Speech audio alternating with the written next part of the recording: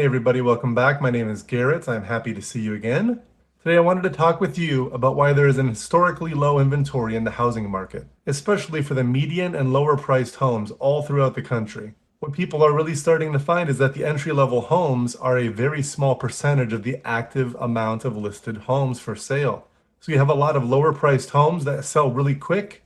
Then you have the medium priced, the high priced, and the luxury homes that do take longer to sell right now due to those higher interest rates. But those lower priced homes, if they are ready to go, they sell quick. Let's dive into it.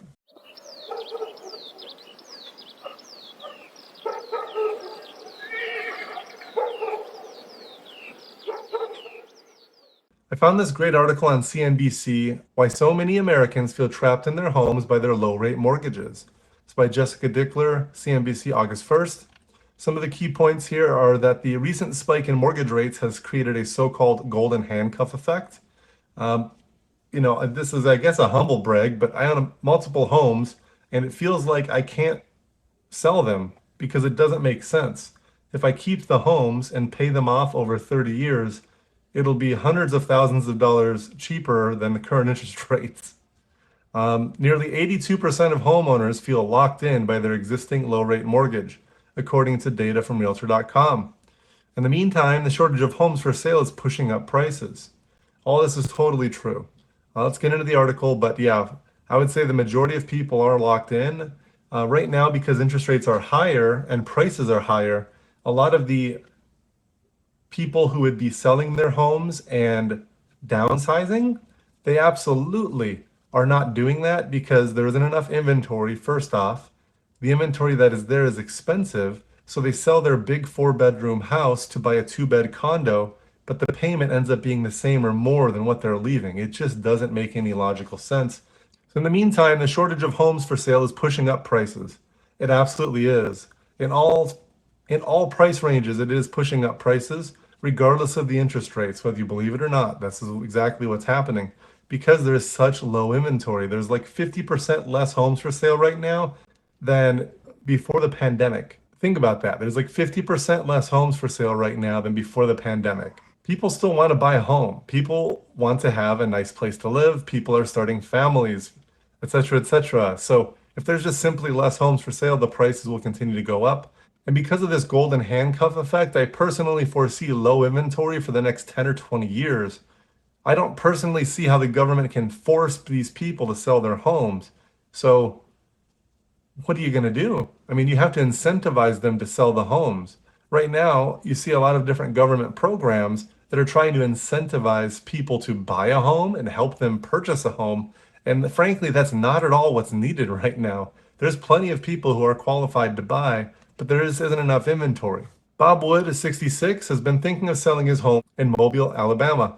The finance professor and his wife Terry purchased their 5,000 square foot house, nice, with a pool, nice, nearly a decade ago. It's probably time to downsize, he said. They would need they would also like to be closer to their grandchildren in Tennessee. And yet, we are in the 10th year of a 3.125% 15-year fixed rate mortgage, he said. They don't want to move now and give up that low rate to buy at a higher rate. I totally agree with Bob. I'm in the same predicament on a handful of houses, and we don't really know what to do. The government caused this problem. They enabled this fake interest rate to exist. A 30-year fixed rate mortgage doesn't exist in most other countries. I actually can't think of any others. They all are actually adjustable rate mortgages. America is the only one with 30 years where the payment doesn't change. I don't know what to do about this. They totally broke the government, the Federal Reserve totally broke the housing market as far as supply goes. And for everyone else who thinks this is something to just blame the corporations or something, I get this comment a lot, especially on TikTok, I guess. But the government makes it extremely expensive to build new homes, especially cheap homes. So it's almost unprofitable for builders to build entry-level 3-bedroom, 2-bath, 3-bedroom, 1-bath homes nowadays. So you have the existing inventory, which is being purchased and gobbled up by mom and pop investors and Wall Street investors. And over time, there's just going to be less and less of it for sale. So the scarcity is going to be exponentially higher. And then you run into the problem where even if the government lowers regulations after it being so stringent for so long to build new houses and make it cheaper, There's only land for new construction far from the city center. It's too late. All those new families that are like, oh, I just got my first job out of college, let's get married and have a kid, which has been the whole economy for ages and ages, they're not going to want to commute 2 hours, 3 hours a day to downtown and have their kids in daycare and stuff too. It's too brutal. So I really don't know what the solution is to this. It says Woods is among a stock of people sitting on very cheap mortgages, says Thomas, a professor of public policy studies at the University of Chicago and former acting chair of the White House Council of Economic Advisors. Those homeowners would need to finance a new home at a higher rate than the rate they currently hold, adding hundreds of dollars a month to their mortgage payment, which has created an incentive to stay where they are. For them, opting not to move is the right strategy. With home prices and interest rates on the rise, the consumer is best advised to stay put, Phillipson said. So this person from the White House Council of Economic Advisors is telling people, do not sell your home. So there will continue to be inventory shortages and the prices will stay high. That's basically his advice. I don't know, it's something where, I've seen people pay $1,200 a month for a vehicle that they could easily just pay $300 a month for. And then they complain that their housing payment might go up $300 a month on the cheaper homes, the lower priced homes that they might want to switch so they can save an hour a day of commute time, things like that. I just don't get it. I mean, the housing price, has gone up and the payment has gone up, but the frivolous spending of a lot of people is really shocking. What do you think? Tell me all about it. Rising rates created a golden handcuff effect. The recent spike in mortgage rates has created a so-called golden handcuff effect. The term is often used to describe financial incentives employers may offer to discourage employees from leaving a company. For homeowners, a low mortgage rate is similar. So what they mean is like, yeah, like if you're at a company making $200,000-$300,000 a year, if you went to go be self-employed, you could probably make double or triple that with your talent and experience. The golden handcuff is existing because it's so comfortable and easy to keep it that most people do. And so similar with this, with a fixed rate mortgage debt being so low, that's exactly what it means. So most homeowners today have mortgages with interest rates below 4% or even below 3% after moving or refinancing when rates hit record lows during the COVID pandemic. Nearly 82% of home shoppers said they felt locked in by their existing low rate mortgage, according to a recent survey by Realtor.com. Because of that, there's a critical shortage of homes for sale, with year-to-date new listings roughly 20% behind last year's pace. I am a mortgage broker. I do this every day. I help people purchase homes. The inventory is extremely low. Last year, it was terribly low. It's even 20% lower than last year. It's really, really rough out there.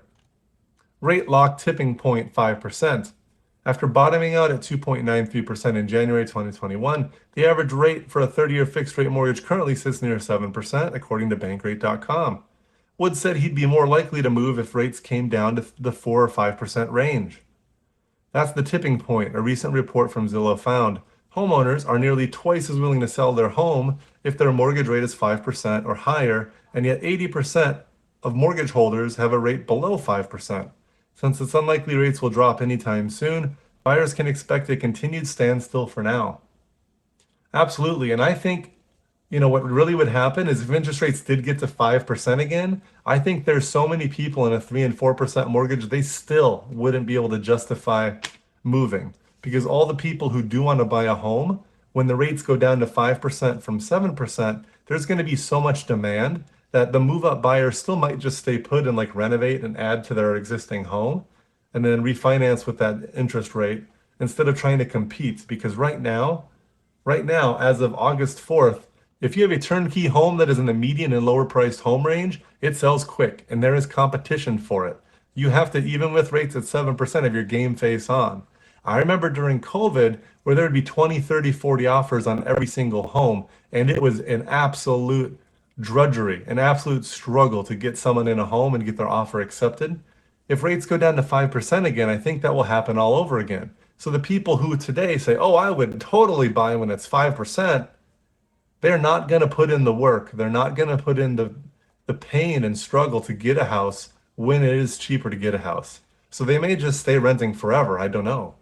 But I think it's personally a good idea to purchase now when there's much less competition, because also there's no foreseeable exit on this housing inventory issue.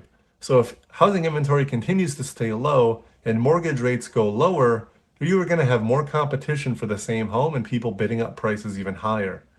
It's until inventory opens up, there's no way to fix this, and there's no way to fix the inventory that I can see. The reality of it is, until inflation comes down in a meaningful and sustainable way, mortgage rates are going to stay high, said Greg McBride, Bankrate's CFA. In the meantime, the shortage of homes for sale is putting more pressure on prices. Dampened affordability remains an issue for interested homebuyers, and homeowners seem willing to lose their low rate and put their home on the market, said Sam Cater, Freddie Mac's chief economist. Uncharted territory. In many ways, we're in uncharted territory right now, said Jacob Channel, senior economist at LendingTree. We absolutely are in uncharted territory. Nobody knows what's going to happen. Nobody knows what the right move is. It's just a matter of probabilities right now. Between 1978 and 1981, mortgage rates similarly doubled from about 9% to more than 18%, compelling more homeowners to hold on to their houses. However, mortgage rates weren't at record lows in the late 70s before they started to skyrocket in the early 80s, nor did home prices increase rapidly, Channel said. But if history is any guide, there is a good chance the housing market will eventually pick up steam again like it has in the past. While mortgage rates may not return to sub 3% levels again anytime soon, if ever, there's no reason to think that they'll stay as high as they currently are forever, Channel said, which I agree with entirely. Right now, because the rate movement has been so volatile, there's an additional premium on top of the mortgage interest rates because they know that pretty soon people will just start mass refinancing and all the current mortgages being sold at 7% are actually going to lose money. They will not be profitable as much as people hate the 7% amount and think it's egregious or usurious or something like that. And if or when they do start to fall, we'll likely see the housing market become more active again. That one I kind of disagree with. I mean, you're going to see maybe similar inventory with way more buyers. It's just going to be brutal. I don't think most realtors and most lenders and most and most escrow companies are going to make it through for the next 5 years. It's just there's not going to be enough activity. With all that being said, I think we're in a real big pickle. I think as a mortgage professional, I'm obviously biased, but because of this inventory shortage, having no end in sight, that if you are looking to buy a house, there's no time like the present. Whether you like the interest rate or not, it is what it is. Because once the interest rates started going lower, we have no reason to believe that the inventory will meaningfully rise yet. These are economists hoping and praying, probably themselves, so they can get a different home. And it might not happen. People might just keep these homes for all 30 years and rent them out. The incentive is too strong. So the point is, especially on resale homes that are more central in a city, that are convenient, that are in a good school district, things like that, buy the house. Go get it. What are you waiting for? It's not going to get any easier. And if interest rates go down later, you can refinance.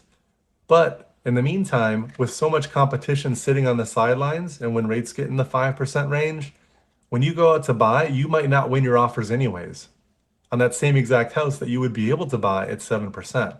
I truly believe this.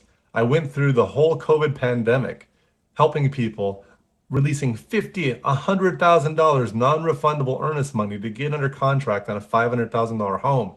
Meaning, if me and my team couldn't close the loan, they lose $50,000.